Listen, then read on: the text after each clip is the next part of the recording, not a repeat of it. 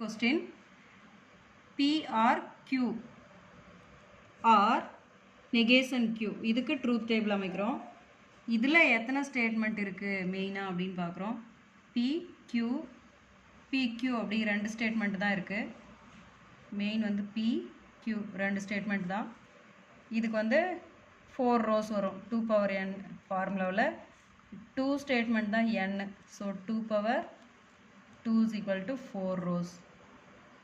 4 rows வரும். First 4 rowsனால் already சொன்ன மாதிரி 4 12 டிவைட் பண்ணிக்கலாம் நம்ம ஈஸியாக புரிஞ்சுக்கிறதுக்காக. இப்போ 2 கிடைக்கும். இந்த 4 rowஸில் ஃபஸ்ட்டு 2 வந்து ட்ரூ, அடுத்து நெக்ஸ்ட்டு 2 ஃபால்ஸ் வரும். அடுத்து Q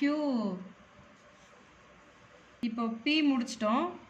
Qக்கு வந்து பார்த்தீங்கன்னா ஆல்ரெடி 2 இருக்குது. 2வை 2ஆல் டிவைட் பண்ணோம் அப்படின்னா நமக்கு 1. ஸோ 1 அப்படின்னா first 1 true 1 falls, 1 true 1 falls அந்த மாதிரி எழுதிக்கலாம். இப்போ PQ தேவையானது மெயின் பேசிக்கு.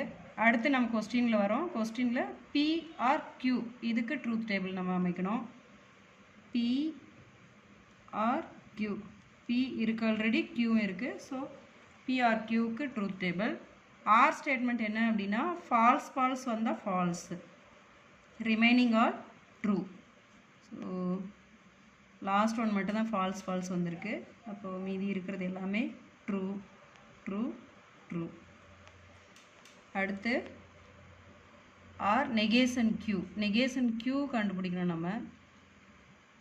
நெகேஷன் Qக்கு Qவில் இருக்கிறதுக்கு ஆப்போசிட், ட்ரூ இருந்தால் ஃபால்ஸ் இருந்தால் ட்ரூ, ஃபால்ஸு, ட்ரூ. ஓகே, இப்போ வந்து P or Q அதோட நெகேஷன் Qக்கு or statement. P or Q or negation Q இதுக்கு ட்ரூத் டேபிள். இப்போ P or Qவும் நெகேஷன் Qவும் அதுக்கு ஆர் ஸ்டேட்மெண்ட்டு.